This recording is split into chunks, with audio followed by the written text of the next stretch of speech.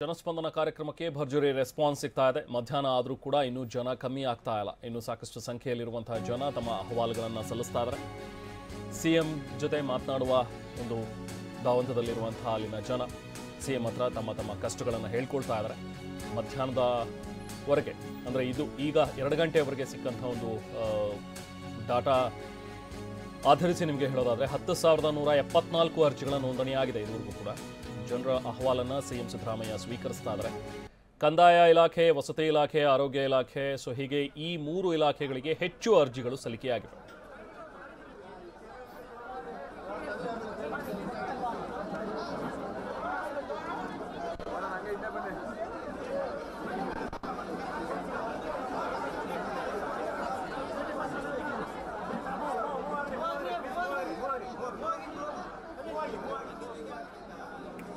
ಇವತ್ತು ಹಮ್ಮಿಕೊಂಡಿರುವಂತಹ ಜನಸ್ಪಂದನ ಕಾರ್ಯಕ್ರಮ ಬೆಳಿಗ್ಗೆ 10 ಗಂಟೆಯಿಂದಲೇ ಕಾರ್ಯಕ್ರಮ ಆರಂಭವಾಗಬೇಕಿತ್ತು. 11:30 ಸುಮಾರಿಗೆ ಸಿಎಂ ಕೂಡ ಬಂದರು, ಕಾರ್ಯಕ್ರಮವನ್ನು ಉದ್ಘಾಟಿಸಿದ್ರು. ಹಾಗೆ ಅಲ್ಲಿರುವಂತಹ ಸುಮಾರು 36 ಕೌಂಟರ್ಗಳನ್ನು ಏನು ಮಾಡಿದ್ದಾರೆ, ಬೇರೆ ಬೇರೆ ಇಲಾಖೆಗಳಿಗೆ ಸಂಬಂಧಪಟ್ಟಂತಹ ಕೌಂಟರ್, ಎಲ್ಲ ಕೌಂಟರ್ಗಳ ಹತ್ತಿರನೂ ಕೂಡ ತಾವೇ ಖುದ್ದು ಹೋಗಿ ಸಿದ್ದರಾಮಯ್ಯವರು ಅಲ್ಲಿಗೆ ಬಂದಿರುವಂತಹ ಜನರ ಅಹವಾಲುಗಳನ್ನು ಕೇಳಿ ತಿಳ್ಕೊಂಡು ಅವರಿಗೆ ತಕ್ಷಣಕ್ಕೆ ಆದರೆ ಪರಿಹಾರಗಳನ್ನು ಅಲ್ಲಿ ಸೂಚಿಸ್ತಾ ಇದ್ದಾರೆ.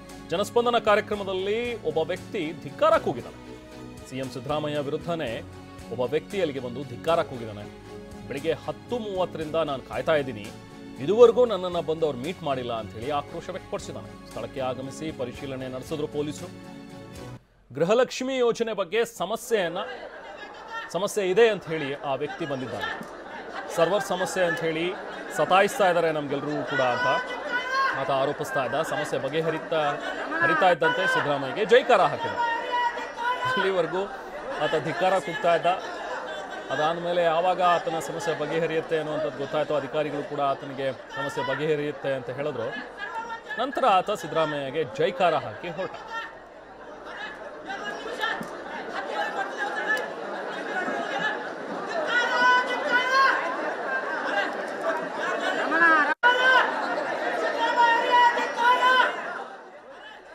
ಸೊ 2 ಗಂಟೆ ಆದರೂ ಕೂಡ ಇನ್ನೂ ಜನ ಹೆಚ್ಚಿನ ಸಂಖ್ಯೆಯಲ್ಲೇ ಇದ್ದಾರೆ.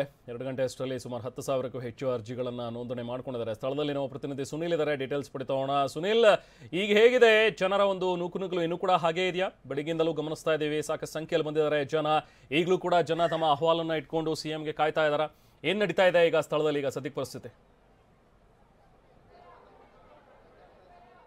ಖಂಡಿತ ರೆಹಮಾನ್, ರಾಜ್ಯ ಮಟ್ಟದ ಜನಸ್ಪಂದನ ಕಾರ್ಯಕ್ರಮದಲ್ಲಿ ಬೆಳಗಿಂದಲೂ ಕೂಡ ನಿರಂತರವಾಗಿ ಜನರ ತಮ್ಮ ಸಮಸ್ಯೆಗಳನ್ನ ಹೇಳೋದಕ್ಕೆ ರಾಜ್ಯದ ವಿವಿಧ ಮೂಲೆಯಿಂದಲೂ ಕೂಡ ಬಂದರೆ ಇಲ್ಲಿವರೆಗೂ ಕೂಡ ಸುಮಾರು 10,000ಕ್ಕಿಂತ ಹೆಚ್ಚು ಅರ್ಜಿಯನ್ನು ಕೂಡ ಸ್ವೀಕಾರ ಮಾಡಿರುವಂಥದ್ದು. ನಾನೀಗ ಆ ಒಂದು ಕಾರ್ಯಕ್ರಮ, ಜನಸ್ಪಂದನ ಕಾರ್ಯಕ್ರಮ ನಡೀತಾ ಇರುವಂಥ ವೇದಿಕೆಯಲ್ಲಿ ನೀವು ದೃಶ್ಯದಲ್ಲಿ ನೋಡ್ತಾ ಇದ್ರೆ ಹಿಂದುಳಿದ ಆಯೋಗಗಳಾಗ್ಬೋದು, ವಸತಿ ಇಲಾಖೆ ಆಗ್ಬೋದು, ಬೇರೆ ಬೇರೆ ಇಲಾಖೆಗಳ ಸಾಕಷ್ಟು ಕಡೆ ಈಗಾಗಲೇ ಸಾಕಷ್ಟು ಜನರು ಕೂಡ ಬಂದು ಅಹವಾಲುಗಳನ್ನ ಕೂಡ ನೀಡ್ತಾ ಇದ್ದಾರೆ. ಅದಕ್ಕೆ ಮುಖ್ಯಮಂತ್ರಿಗಳು ಕೂಡ ನಿರಂತರವಾಗಿ ಎಲ್ಲರನ್ನೂ ಕೂಡ ಅಹವಾಲುಗಳನ್ನ ಸ್ವೀಕಾರ ಮಾಡುವಂತ ಕೆಲಸವನ್ನು ಕೂಡ ಮಾಡಿದ್ರು. ಅದೇ ರೀತಿಯಾಗಿ ಮತ್ತೆ ಈಗ ವೇದಿಕೆಯಲ್ಲಿ ಬಂದು ಖುದ್ದು ಮುಖ್ಯಮಂತ್ರಿಗಳು ಎಲ್ಲರ ಒಂದು ಅಹವಾಲನ್ನು ಕೂಡ ಸ್ವೀಕರಿಸ್ತಾ ಇದ್ದಾರೆ. ಈಗಾಗಲೇ ಮಠಮಾನ್ಯಗಳಿಂದಲೇ ಬಂದು ಒಂದು ಅನುದಾನದ ವಿಚಾರ ಆಗ್ಬೋದು, ಬೇರೆ ಬೇರೆ ಸಮಸ್ಯೆಗಳು, ಆರೋಗ್ಯದ ಸಮಸ್ಯೆ ಆಗ್ಬೋದು, ಮತ್ತೆ ಹಕ್ಕುಪತ್ರ ವಿತರಣೆ ವಿಚಾರ ಆಗ್ಬೋದು, ವಸತಿಯ ವಿಚಾರ ಆಗ್ಬೋದು, ಈ ರೀತಿಯಾದ ಸಾಕಷ್ಟು ಸಮಸ್ಯೆಗಳ ಬಗ್ಗೆ ಈಗಾಗಲೇ ಜನರು ಕೂಡ ಈಗಾಗಲೇ ಮುಖ್ಯಮಂತ್ರಿಗಳಿಗೆ ಅಹವಾಲನ್ನು ಕೂಡ ನೀಡ್ತಾ ಇದ್ದಾರೆ, ಮನವಿಯನ್ನು ಕೂಡ ನೀಡ್ತಾ ಇದ್ದಾರೆ. ಮುಖ್ಯಮಂತ್ರಿಗಳು ಕೂಡ ಕಳೆದ 3 ಗಂಟೆಯಿಂದ ನಿರಂತರವಾಗಿ ಮನವಿಯನ್ನು ಕೂಡ ಸ್ವೀಕರಿಸ್ತಾ ಇರುವಂತದ್ದು. ಅದರಲ್ಲಿ ಪ್ರಮುಖವಾಗಿ ಮುಖ್ಯಮಂತ್ರಿಗಳಿಗೆ ಒಂದು ಇಲ್ಲಿ ವಿರುದ್ಧವಾಗಿ ಘೋಷಣೆ ಕೂಗುವಂತ ಪ್ರಸಂಗ ಕೂಡ ನಡೀತು. ಗೃಹಲಕ್ಷ್ಮಿ ಒಂದು ನಮ್ಮ ಅರ್ಜಿಯನ್ನು ನೋಂದಣಿ ಮಾಡಲಿಕ್ಕೆ ಸರ್ವರ್ ಬಿಸಿ ಅಂತ ಹೇಳ್ತಾ ಇದೆ, ಸಮಸ್ಯೆ ಆಗ್ತಾ ಇದೆ ಅಂತ ಹೇಳಿ ಅದಾದ ನಂತರದಲ್ಲಿ ತಕ್ಷಣವೇ ಅವರನ್ನು ಕರೆಸಿ ಪೊಲೀಸರು ಆ ಒಂದು ಸಮಸ್ಯೆ ಬಗೆಹರಿಸುವಂತ ಕೆಲಸವನ್ನು ಕೂಡ ಮಾಡಿದ್ರು. ಈಗಾಗಲೇ ಹಿರಿಯ ಅಧಿಕಾರಿಗಳು ಕೂಡ ಬೆಳಗಿನಿಂದ ಇಲ್ಲೇ ಕೆಲಸ ಮಾಡ್ತಾ ಇದ್ದಾರೆ. ಏನು ಹಿಂದುಳಿದ ವರ್ಗಗಳ ಆಯೋಗದಲ್ಲಿರುವಂತಹ ಹಿರಿಯ ಅಧಿಕಾರಿಯಿಂದ ಕಾಂತರಾಜ್ ಅವರಿದ್ದಾರೆ. ಇಲ್ಲಿವರೆಗೆ ಯಾವ ರೀತಿಯಾಗಿ ಎಷ್ಟು ಜನ ಸ್ಪಂದನೆ ಇದೆ ಮತ್ತೆ ಯಾವ ರೀತಿಯಾಗಿ ಜನರಿಗೆ ಸ್ಪಂದನೆ ಆಗ್ತಿದೆ ಅಂದ್ರೆ ಖುದ್ದು ಅವ್ರನ್ನೇ ನಾನು ಮಾತಾಡಿಸ್ತೀನಿ. ಸರ್, ಇಲ್ಲಿವರೆಗೆ ಸುಮಾರು ಎಷ್ಟು ಅರ್ಜಿಗಳು ಬಂದ ಮಾಹಿತಿ ಸಿಕ್ಕಿದೆ ಸರ್? ಬಹುಶಃ ತಾವು ಬೆಳಗ್ಗೆಯಿಂದ ನೋಡ್ತಾ ಇದ್ದೀರಿ, ರಾಜ್ಯದ ಮೂಲೆ ಮೂಲೆಗಳಿಂದ ಸಾಕಷ್ಟು ಜನಗಳು ಬರ್ತಾ ಇದ್ದಾರೆ. ಅನೇಕ ಬೇಡಿಕೆಗಳು, ಸನ್ಮಾನ್ಯ ಮುಖ್ಯಮಂತ್ರಿಗಳನ್ನು ಭೇಟಿ ಮಾಡಿ ಕೊಡಬೇಕು ಅಂತೇಳಿ.